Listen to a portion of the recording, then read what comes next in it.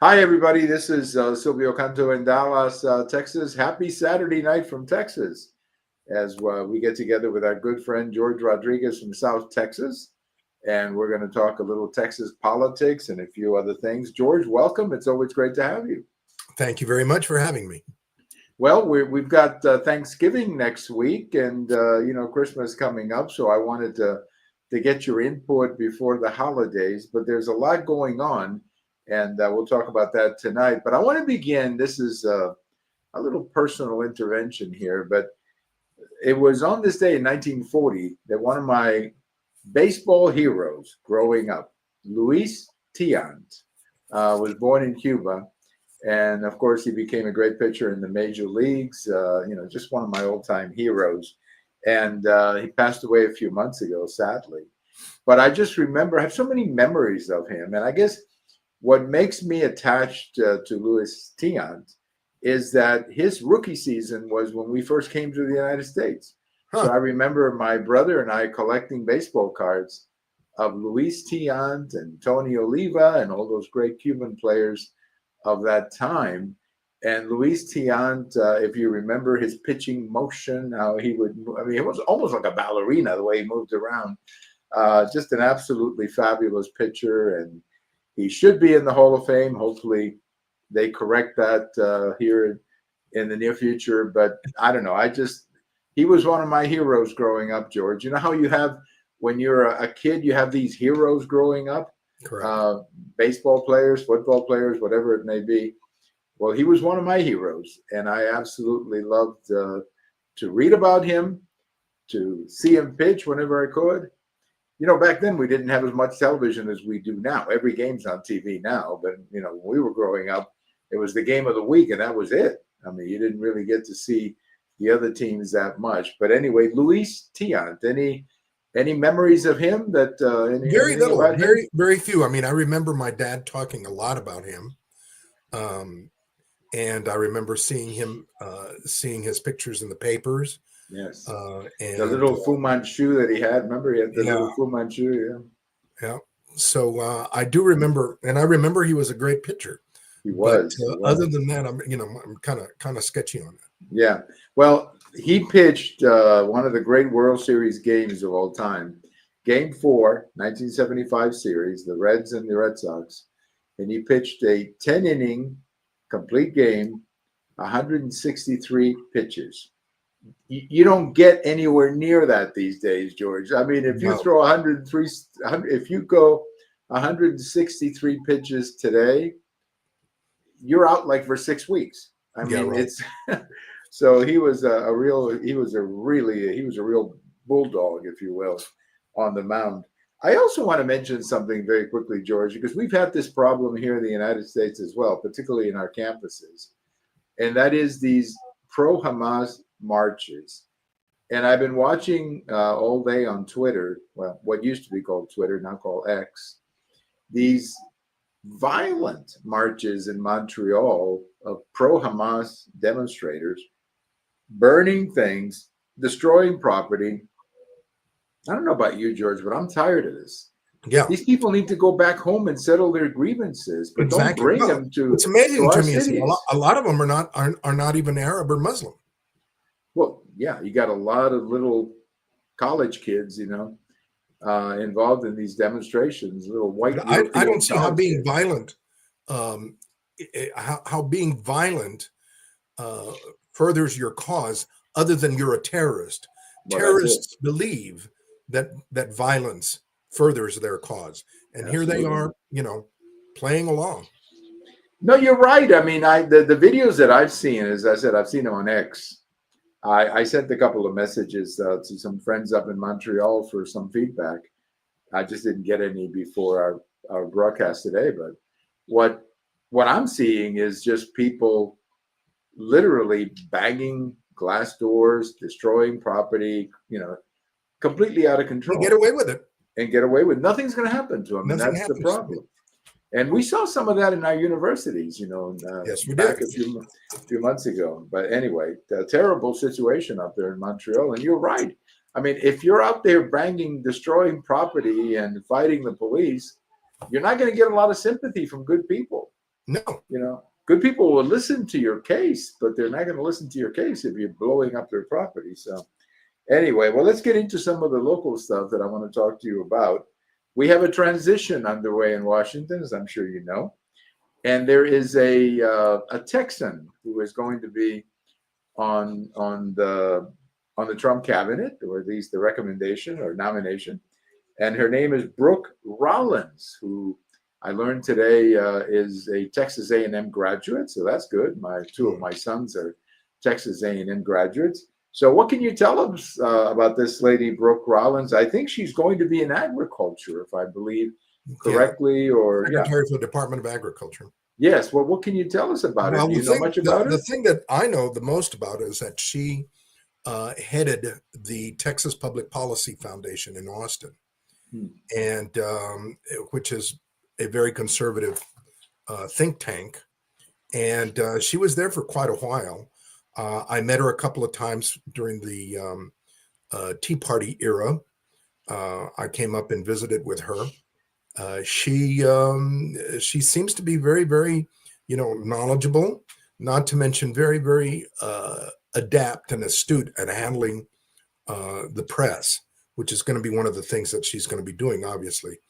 But she's got a very strong background in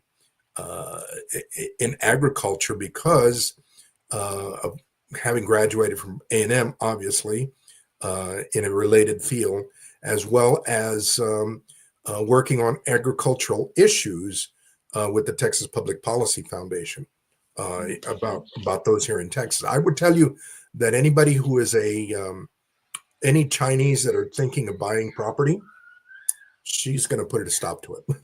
Good. Well, I'm happy to hear that. You spent, of course, some time in Washington with the Reagan and Bush administrations.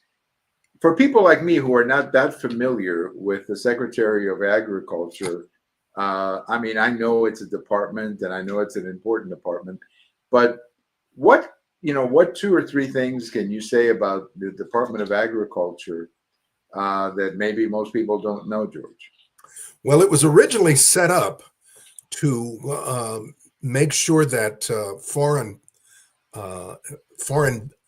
produce did not come into the United States, because I mean, in the olden days, in the turn of the 19th century, of the 20th century, there was very little pesticide, so there could be some contamination very, very easily. In fact, there always was, of livestock, of produce, vegetables, getting all sorts of insects, livestock getting the biggest thing they always worried about was rabies and hoof and mouth disease. Those things were really, really something that I lost you there, George. There you go. Okay, those were some of the things that farmers really, really worried about. So that's how they started. Eventually, it expanded, particularly during the Depression years, so that they could help out farmers that were hurting, and then it really got going after World War II with big agriculture, and a lot of big business, big agribusiness. Yes. Is now very, very much involved with the Department of Agriculture. Do you remember when you were in Washington, who the Secretary of Agriculture was? Wasn't there a Democrat that either Bush or Reagan put in that job? Somebody from Oklahoma, if I remember, that he put in. I really can't remember that. Secretary of Agriculture is one of those that really works low key.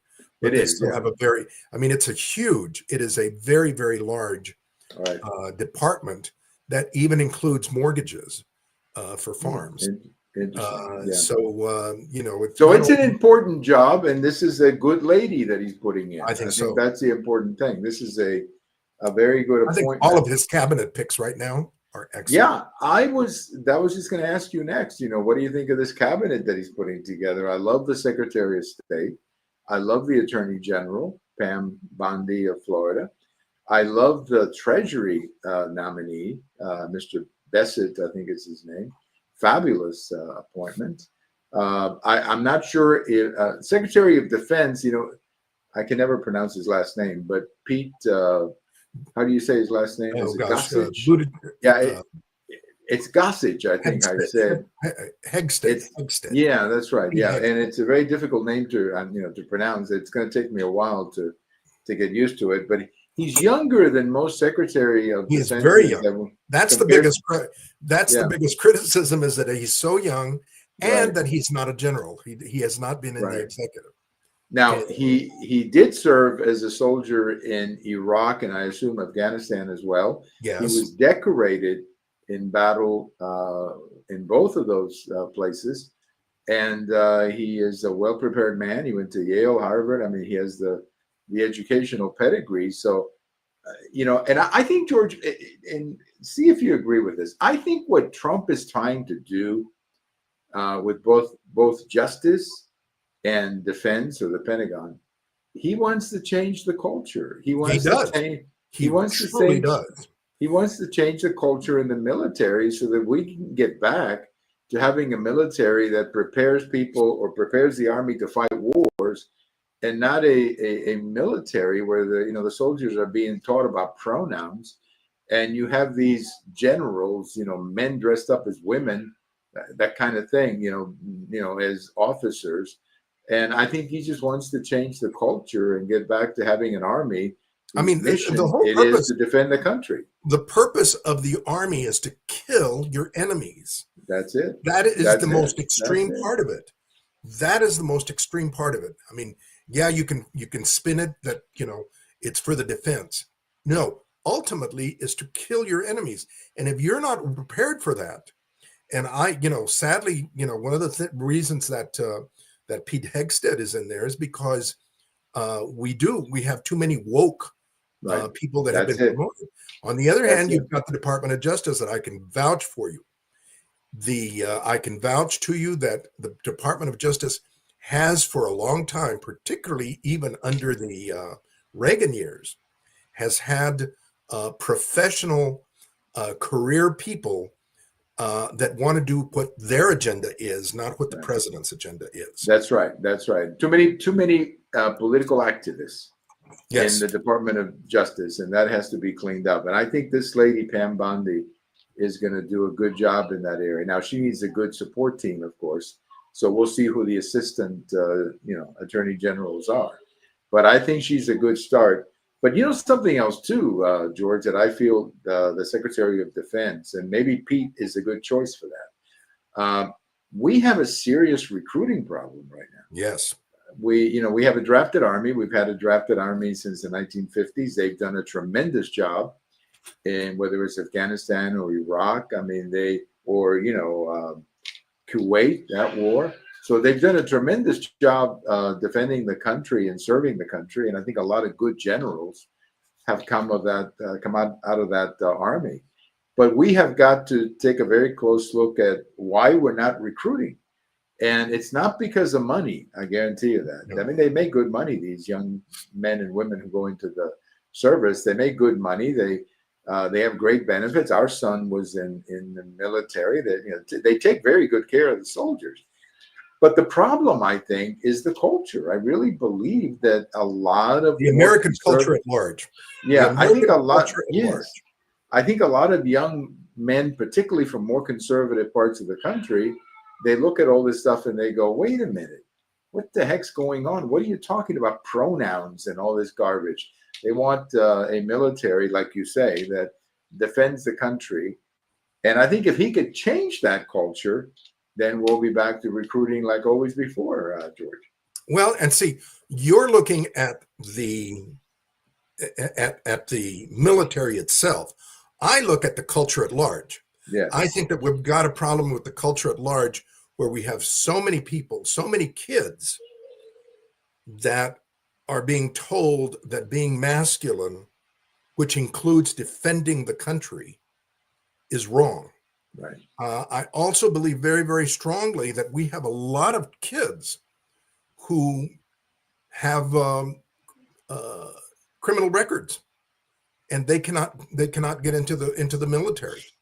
And then there are still others who have been playing around with drugs, and yet even others who can't read. Right. And all of these things are coming to in combination to make it very, very difficult for our military to get minimum qualified kids or young men to be prepared. I agree. And then there's also the question of fitness. That's the other thing. Unfortunately, a lot of young people who are simply not fit to go into the military, and there's only, he's got to, if he gets confirmed, I think he will be. He has a he's got a big job to do. He does, and he has to change the culture. He has to engage in a good marketing program to bring more young people into the service, particularly those young men from the more conservative areas of the country who have just completely tuned out military service because of all this woke stuff. So he's got a difficult job, but I think he's got the kind of personality that could very well be an asset in doing that. So we'll see. But he's an interesting choice. There's a real push by a lot of the liberals, the woke members of Congress, that absolutely do not want him. Yeah. Well, of course, the good news is that Trump does have 53 Republican senators. So even if he loses 3 of them, they can still break the tie with the VP. So he does have the votes, I hope, to get him through. But we'll see. We'll see. I mean, it's amazing to me how quickly, George, this cabinet has been put together. I mean, heck, we're not even Thanksgiving, and we've got a cabinet of, or at least nominees already. All of the major departments and agencies have a nominee. I think that's absolutely. Great. Now, of course, there is another part, to all of this. They're going to have to get people under them. The assistant secretaries, all of the the second and third, level people who are just as important to fill these or to accomplish these objectives. But I'm impressed with how quickly Trump has at least put out the numbers, at least put out the names, and get the names out there and see how it works. Well, let's come to Texas, because there's some very interesting politics down here as well. Vouchers was a big issue, of course, last year in the state legislature, and it looks like the Republican or the governor is going to have the votes this year, George, to get the vouchers out of the House. If they get it out of the House, it'll pass the Senate, and it's already passed the Senate before. So I think it's going to pass. How about you, George? I definitely think it's going to pass, and it's causing a great deal of anxiety among the teachers union and among school districts. It appears to be the end of the world. One of the other things that's happening is that you've got a lot of the liberal talk shows, Texas Public Radio, the Texas Tribune, who are saying that, keep repeating that Texas has the poorest quality of education, and it's going to get worse. Well, yeah, we have some school districts in Houston that have failed completely. In San Antonio. Yeah. I mean, I think in Houston, they have to be taken over. Yeah, they had to be taken over. Yeah, by the state. And, we have these public schools graduates who cannot make or read at whatever level they graduate. Exactly. So I cannot blame parents for saying, I want a different choice. Now, as I understand the vouchers, every parent will get basically a piece of paper, a voucher worth X number of dollars, and then they can look for a school of their choice. They don't have to leave the public school. If they're happy in the public school, they can stay there. But I think what the teachers union fears is a little competition, George. Oh, definitely. They fear that some parents are going to say, you know what, we want to go in a different direction. Now, the other day, though, I did have a Catholic family friend said that she was concerned that the vouchers would bring the state into, let's say, the curriculum of a Catholic school and force certain things. And I'm not sure I believe that, but do you agree with that? Do you think that No, having I this? don't. I think that the whole purpose in the first place of going to a private school is so that you don't have to put up with what the state forces. And if the state is going to, I mean, I could foresee that in some future time it might, if we let it. But the whole thing that the to the voucher is to have people move out of a school district that's teaching pronouns and into a school that's actually teaching how to read and write. Right, exactly. No, I think you're right, and it's only I mean, it's not like the state is going to take over, let's say, a Catholic curriculum. Exactly. All they're going to do is give the parents a piece of paper that would help many of the private schools, including Catholic schools. I actually think, George, and this is just an opinion, and I don't have, I mean, just a gut feeling that I have, that the Catholic schools may be the biggest beneficiary of the vouchers because I think so. they're the cheapest compared to in the private school area. They are the cheapest in terms of And tuition, they are found everywhere. and they're everywhere. That's right. So I mean, and not only are they found everywhere, but I mean, they've got football teams and sports teams and tremendous programs that it's not. Some private schools, unfortunately, don't have the athletics, but and that's a big attraction for some young people. So I think the Catholic schools and maybe some of the other Christian schools will benefit a great deal as well from the voucher, and I guess in some cases the voucher, if let's say the premium is more than the voucher, then you'll have to, I guess the parents will have to pick up the difference. But I have a feeling that many of the schools will come down to the vouchers just so that they can get the students. Right. Exactly. Yeah. So I think you're right. I think it is going to pass now that, didn't, and I mean, let me ask you your opinion. I thought that the governor did a fantastic job in this last year in the primaries, going out and one by one taking out all of the All of the Republicans. opposition. Yeah, I thought that was one of the best examples of political influence that I've ever seen. He literally went out there I agree. and in the primaries took out these people. I mean, it was. I agree. But it's also a reflection that these Republicans who were opposed to the vouchers, they were the ones who were That's out of exactly right. step with their community. That's exactly right. They were out of step with their own party, and I think that's why they went down. Well, let me ask you another question here locally in Texas, and that is our Texas House Speaker. Now, the Speaker, Mr. Phelan, won his primary, and I'm pretty sure he won his election as well.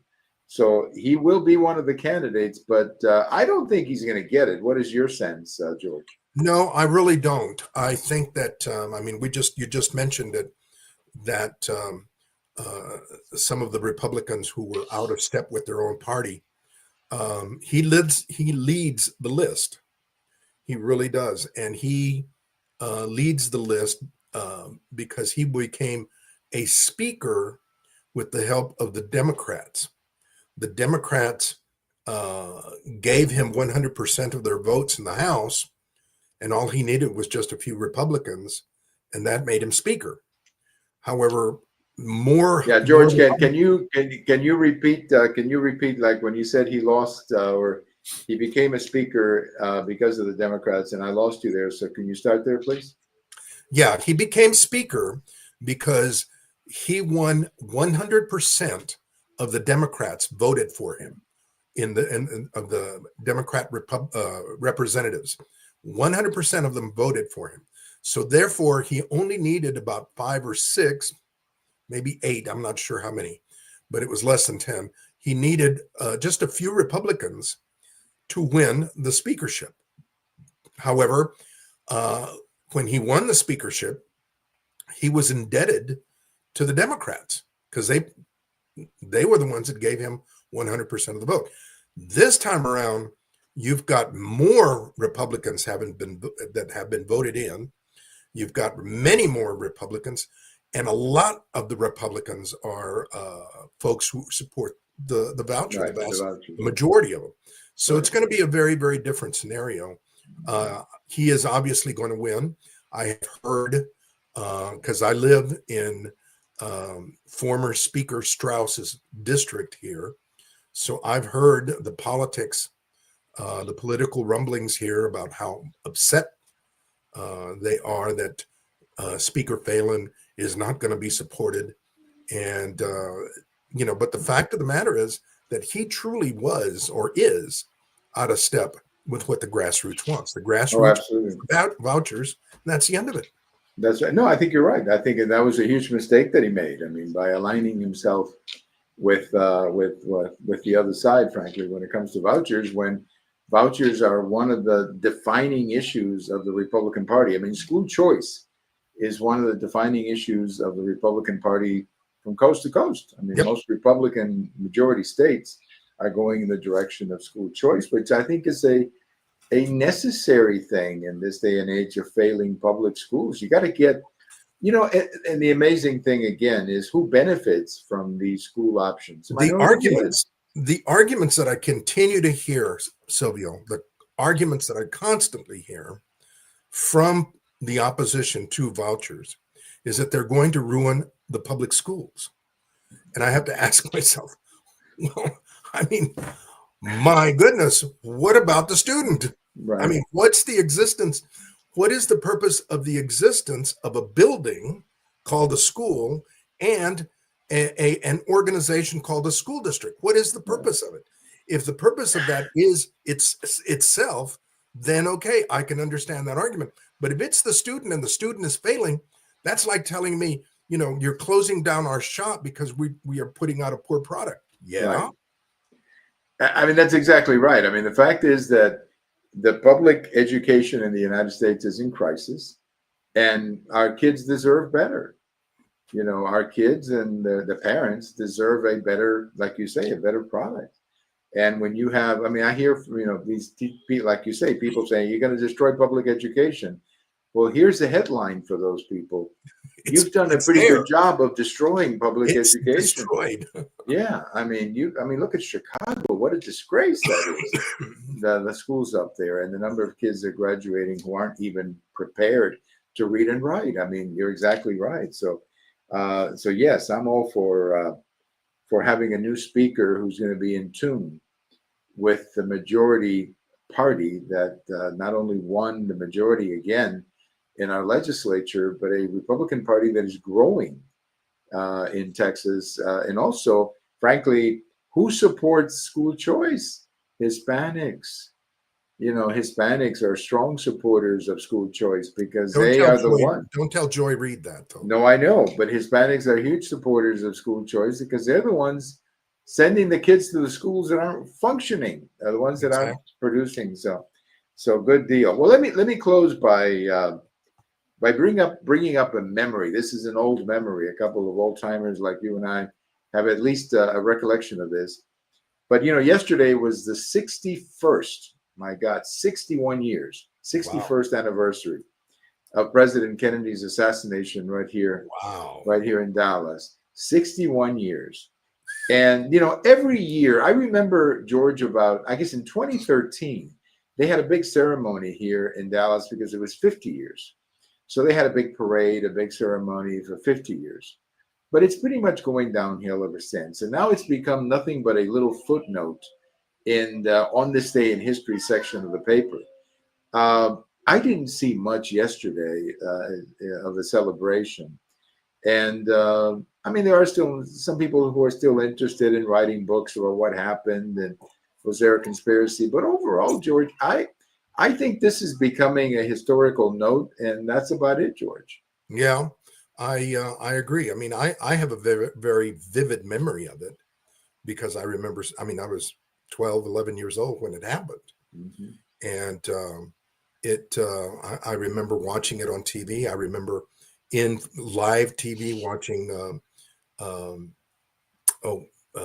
what's his name? The shooter. Cronkite?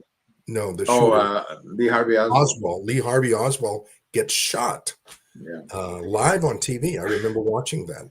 That had to be the biggest shock, I'm sure, for your I mean, it parents. was incredible. It was incredible. See, that's the big difference. I didn't see that. I was in Cuba at the time, so we didn't see the live TV coverage of It the was shooting. Like, scary. yeah, I mean, we heard about it. I remember hearing about it from my dad, but you saw it on TV with your parents. I mean, that had Yep, to be shocking. it was. I mean, at that moment, we felt like the whole world was falling apart. Yeah, Like I our mean, country I was, and and again, the because it is our memory, and certainly not the memory of X generation, Y generation, et cetera, et cetera. It's beginning to dwindle into a footnote. right. Well, I mean, and I was thinking about to put it in some historical perspective. Abraham Lincoln was killed in 1865. Just to put it in some perspective, 61 years would be 1926. Okay, just to put it in some perspective, he was killed in 1865. 61 years would be 1926. So, I mean, look, the country changed a great deal between 1865 and 1926. And even though it was Abraham Lincoln, who's obviously a different figure than Kennedy, 61 years later, I mean, you just don't have that many memories or people Yeah, who remember. Now, there were, I think Robert Lincoln, President Lincoln's son, did attend some ceremonies, maybe the 50th anniversary, because he was about 20 when his father was assassinated. So, right. he would have been a man almost 80 years old by now. But he was around. He was the only one. And it's an interesting coincidence there between Lincoln and Kennedy, because, I mean, the only survivor of the Kennedy family is Caroline Kennedy at this point, and Yep. the only survivor of the Lincoln family was Robert Lincoln. So And in then you've both got cases, and then there you've got were, his nephew, Robert Kennedy Jr., who is now serving on the Trump in or the his Trump brother, administration. I mean, the brother of the president, you mean? Yeah, his No, I'm no, sorry. You're right. The son. Yeah, the nephew. You're right. You're right. nephew. He is the Yeah, nephew, you're right. Exactly. and The so nephew. Yeah. it's it's a different world. It's a different world. Yeah, well, that brings it all together, kind of, because Robert Kennedy Jr. was, he was born in 1954, so that means he was 9 years old when his uncle was killed. And he talks about it. He talks about how they went to get him in school and brought him home that day. And he's talked about going to the funeral and all of that, which, of course, I did not see on television because we were in Cuba. But I do remember listening to it on the Voice of America on the radio, the funeral. So that you guys got to see it up here, of course, but we got to hear it on the Voice of America on the radio. And there's an interesting little story to that, George. You know when Little John saluted his father's casket, I think, Yeah, or yeah, that yeah, scene of Little John saluting. You got to see that on TV. yeah. We never got to see that, but we heard it on the radio. Hmm. So I always had this image of the little boy saluting his father's casket. And years later, when we came to the United States, I actually saw the picture that I had in all these years had in my mind as an imagination. And you know what? My imagination was pretty close to reality. Even though I didn't have a picture of his face, obviously, I just had a picture of a little boy saluting the casket. But I heard it on the radio, as they say. You got to see it on television, and that well, that's just the fact that I was living in Cuba and you were here in Texas. So I mean that is, but it's interesting how little, like you say, how little attention it's getting, and how much it's just fading into a historical footnote. I I hope mean it's that's not. I hope it's because time is moving on, and not because people are taking an active effort to erase it. I don't know. I think I hope it is just simply because generations pass Yeah, and time passes. And let's face it, I mean, as popular as Kennedy became, he became a lot more popular after he was assassinated, as you know.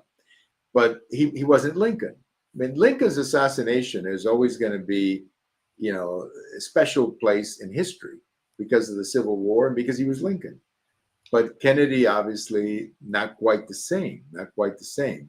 just like Garfield and McKinley, the other presidents who were assassinated, not the same as Lincoln. Well, George, what a beautiful time on a Saturday night in Texas to chat with you.